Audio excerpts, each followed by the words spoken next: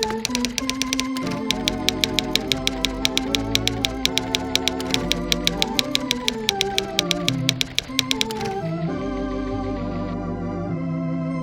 is Leo Cloutier with Malice to a None.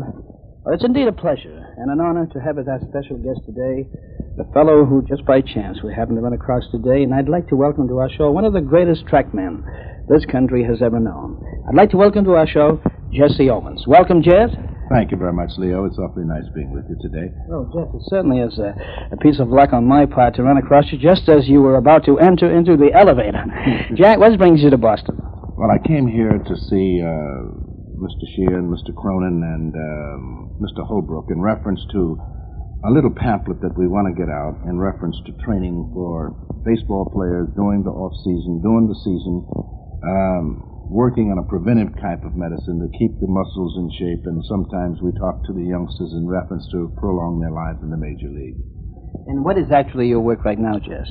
I have a public relations business in Chicago, Jesse Owens Incorporated. We do a lot of work with different organizations, promotional activities such as the Ford Motor Company, the Atlantic Ridgefield People, the United Fruit Company, the American League, and also U.S. Rubber People. And they have programs that we are vitally interested in, primarily in a lot of these companies with young people in the communities where they're located. Yes, is it back in 1936 when you set the world afire with your tremendous feat in track for the United States Olympic team? Yes, that was 1936. Those are the unforgettable years, unforgettable in many ways. You think in terms of the Olympic Games as they were in 1936 when you had about 54 nations of the world that were there, and you compare it today to 110 nations of the world. You talk about 5,000 athletes against 10,000 today. You look at the Olympic villages, which has changed tremendously as far as size is concerned, but the spirit is still there. And then you talk about the years that followed the Olympic Games, the tragic years in World War II, and then you think in terms after World War II, and you begin to think in terms of the present day. You look at the caliber of athlete today against the caliber of athlete in those days, the changes that have come about, the youngsters whom are bigger and stronger, more agile and more coachable today, and youngsters whom are in a much more competition.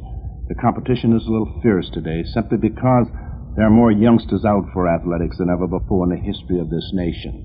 And as a result of that, we have come down in track and field, like many other phases of sports in America, to the point of specialization. And yes, you look at it and reminisce about it, and awfully happy sometimes, Leo, to feel that you're a part of much of the progress that has been made as far as track and field is concerned in this nation. This was an interview with Jesse Owens, the Olympic great trackman of 1936 and later years, and this brings us to the end of With Malice to a None for today. Until tomorrow at the same time, Leo Cloutier, good day.